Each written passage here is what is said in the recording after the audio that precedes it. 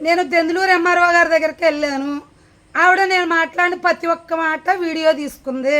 మరి ఆవిడ అన్న మాటలో మేము ఫేస్బుక్లో పెట్టకూడదంట.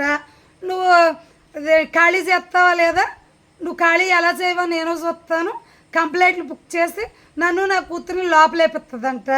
అమ్మ మరి బేవడోలు కోర్టులో ఉంది కదమ్మా, బేవడోలు జడ్జి గారు ఉండమన్నారు కదా. మరి 12వ తారీఖున మేడం గారు చెప్పారు, 16వ తారీఖున 200 మందిని తీసుకొచ్చి దాడి చేపించారని. అంటే అవి సంబంధం లేదు. బేవడోల కోర్టుకు పని ఏంటి, ఆవిడకి సంబంధం ఏంటి, ఆవిడ ఎందుకుండమంటదే, ఇది నా భూమి, నువ్వు ఎందుకు ఖాళీ చేయు, నువ్వు నోటీసులు రెడీ చేయండి, కంప్లైంట్ బుక్ చేయండి, కంప్లైంట్ రెడీ చేయండి, కేసు పెట్టి లోపలేపిస్తా, నువ్వు ఎందుకు ఖాళీ చేయవా, కమసేతరామయ్య కొడుకులు కంప్లైంట్ ఇచ్చారు కాబట్టి నువ్వు ఖాళీ చేస్తావా లేదా, నువ్వు ఉన్నది నా భూమి, నా భూమిలో నువ్వు ఉన్నావు, నువ్వు ఖాళీ చేస్తావా లేదా, నువ్వు ఎలా ఖాళీ చేయవో నేను చూస్తా, నీ మీద కంప్లైంట్ పెట్టి లోన్ అయిపిస్తా అని బెదిరిస్తుంది. బేవడాల జడ్జి గారికి సంబంధం లేదంట.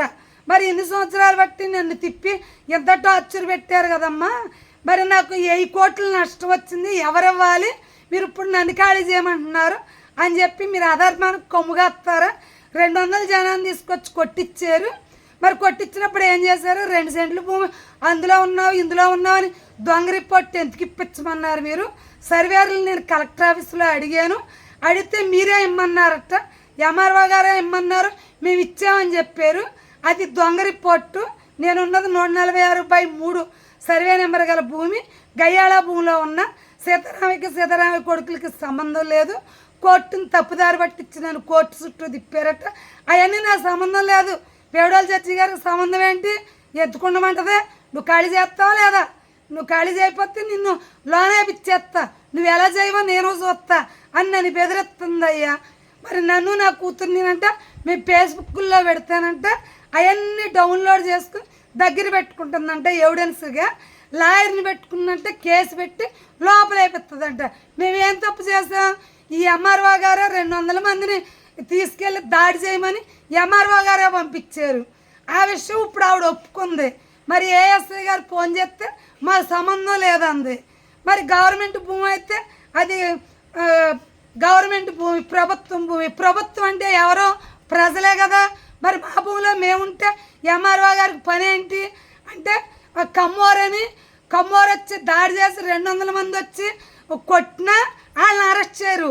గొల్లోళ్ళం అని మేము యాదవుల అమ్మాయినని పిల్ల జల్లత్త నేను అందులో ఉంటుంటే నన్ను అరెస్ట్ చేపిద్దంట. యాదవులం అయితే ఉండకూడదా, మా తాత ముత్తాతల కాడి నుండి ఉన్నాం. నా పెళ్ళయ్య 39 సంవత్సరాలు అయింది. 39 సంవత్సరాలు బట్టి నేను అందులోనే ఉన్నా. 5 పిల్లలు పుట్టారు. మరి ఇప్పుడు ఈఎంఆర్ఓ గారికి పని ఏంటి, అంత బాధ ఏంటి, వాళ్ళకి కావాల్సింది కమ్మోరు అంట. మరి కమ్మోరు ప్రభుత్వం ఉందంట, ఆ ప్రభుత్వం ఏం చెప్తే అది ఎంఆర్ఓ చేస్తుందంట. నువ్వు ఎలా ఖాళీ చేయవో నేను చూస్తా, నీ మీద కేసు బుక్ చేస్తా అని నా మీద కంప్లైంట్లు రెడీ చేయమంది, నోటీసులు రెడీ చేయమంది. మరి నా మీద ఎంత ఇబ్బందులు పెట్టే ఎంఆర్ఓ గారిని ఫేస్బుక్లో పెట్టకూడదంటే, యూట్యూబ్లో పెట్టకూడదంట.